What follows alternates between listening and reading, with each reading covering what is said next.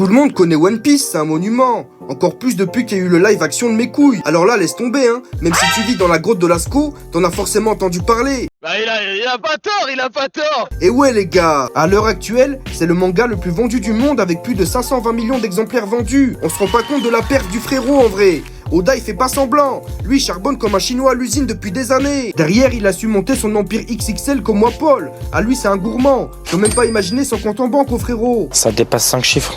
Et forcément derrière ça crée une énorme fanbase de dégénérés qui sont prêts à retourner internet dès qu'un perso qu'on n'a pas vu depuis 10 ans il bouge un orteil.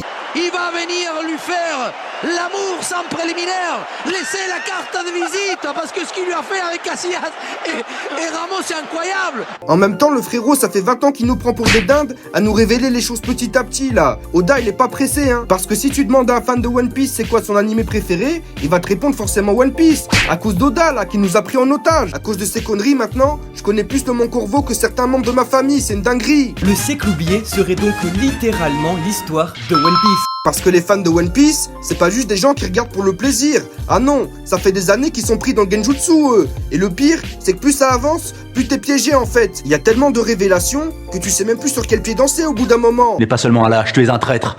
Comme ta petite taille le laissait deviner.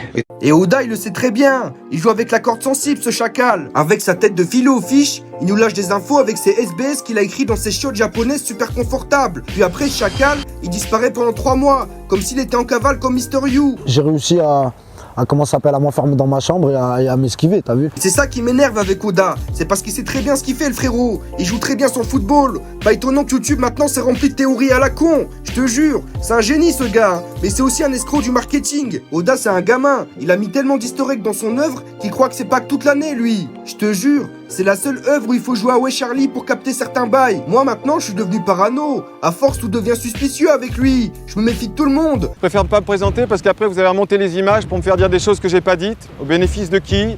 J'ai ma petite idée et je pense que c'est pas être complotiste que de dire ça. Et dès qu'un épisode sort, t'as même pas besoin d'être à l'affût. Parce que impossible d'aller sur les réseaux sans te faire spoiler par un chacal qui a mis la nouvelle transformation de Luffy en photo de profil. T'as même pas vu l'épisode que tu vois déjà des edits dessus sur TikTok. C'est une singerie les frères, vous êtes trop vifs en vrai. Après faut avouer que certains edits les gars ils donnent des frissons aussi hein.